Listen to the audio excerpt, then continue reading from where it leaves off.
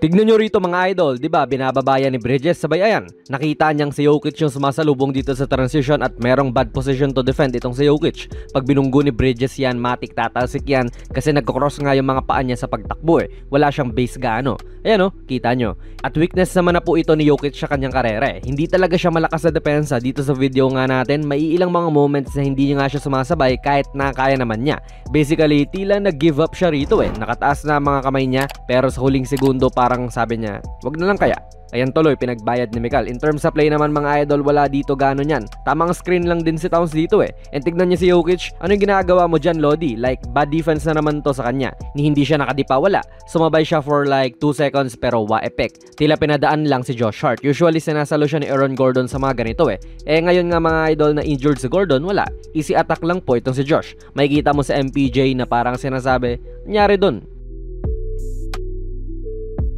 Again dito, simpleng pick play lang ito although yung best 2 players ng Knicks yung nag-e-execute niyan. Tila madadapa pa si Joker sabay nung binigay na dun kay Towns. Sa tingin ko lang mga idol ay kaya pang mag-recover ni Jokic dyan. Ang lapit lang nyo pero umasa na lang din siguro siya kay MPJ kaya tila tumayo na lang din siya. Alam mo yun, pwede siyang makitalon, sumabay though ang reasoning din siguro dyan ay baka ayaw lang niya makakommit ng foul but still burned na naman sila sa depensa.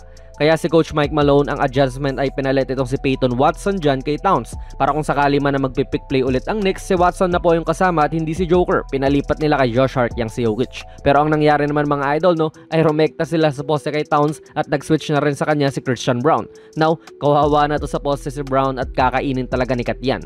Kaya rin boom, double team at look close si kay Jokic, pwede siyang humabol dyan para mag-close out pero nag-decide na nga lang din siya na wag. Burned na naman sila. Sinalta na naman ng Knicks sa action itong si Jokic. Binigyan siya ng pick ni Bronson para testingin if ano ba yung gagawin niya. Lalaban ba siya dyan o mananatiling tatamad-tamad? Then biglang sikat yung tao niya ay nagset naman ng side screen para sa kanyang kampi naman.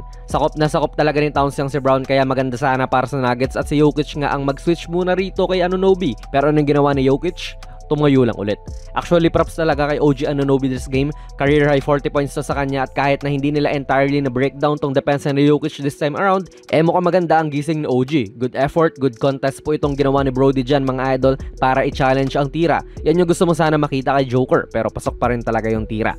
Question lang mga idol, masasabi nyo kayang nagkulang sa effort si Jokic dito o sadyang malupit lang talaga na player itong si Bronson? Tignan nyo kasi, tumapat naman siya doon nung kailangan niya mag-switch at napakaraming moves na talaga ang pwedeng gawin ni Bronson dito kung tutuusin Pwedeng umatake, tumira, mag-crossover. Ang risky kasi mga idol kung tatalon ka dyan kasi baka hesi lang.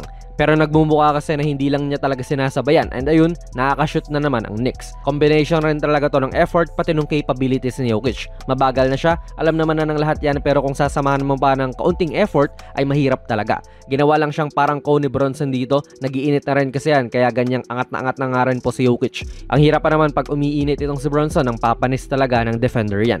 Sa pick play muli ng Knicks mga idol, mukhang ayaw kumuha lang din ng foul ni Joker. Challenge na sana to sa kanya. Mukhang okay naman ang pwesto niya pero hindi niya tinaasan ng kamay. Probably ma-foul din siguro siya kung tinaasan niya yan so yun din po yung risk nun.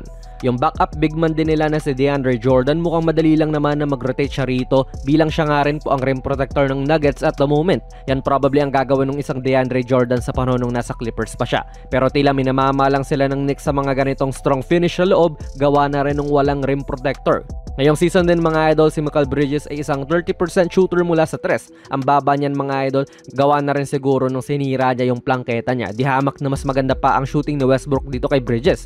38.3% shooter from the outside si Brody ngayong season mga idol, mataas na yan para sa kanya. Although kahit na ganun ang shooting ni Bridges, nanatili pa rin si DeAndre Jordan sa kanya imbes na mag-rim protect na naman. Yan probably yung turo ng coaching staff pero wala, another points in the paint na naman to para sa Knicks. Kaya ito, early in the second quarter, ang taas na ng kumpiyansa ng Knicks at tambakol na rin. Ito ang score sa mga oras na ito mga idol tambak talaga.